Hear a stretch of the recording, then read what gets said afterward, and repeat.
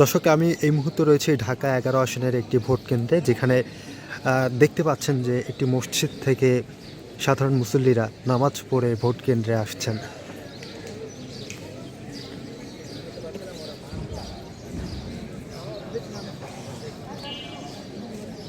দর্শক, এই আসনটি কিন্তু ঢাকা ১১, যেটি বাড্ডা, রামপুরা এবং ভাটার এলাকা জুড়ে কিন্তু ঢাকা ১১ আসন। সেই আসনে কিন্তু বিশেষ দুইজন প্রার্থী রয়েছেন, মোহাম্মদ নাহিদ ইসলাম জাতীয় নাগরিক পার্টির এবং বাংলাদেশ জাতীয়তাবাদী দল বিএনপির পক্ষ থেকে রয়েছেন ডক্টর AKM কাইয়ুম। দর্শক, আপনাদেরকে একটু দেখানোর চেষ্টা করছি যে মসজিদ থেকে মানুষ বের হয়ে কিন্তু ভোট কেন্দ্রে আসছেন।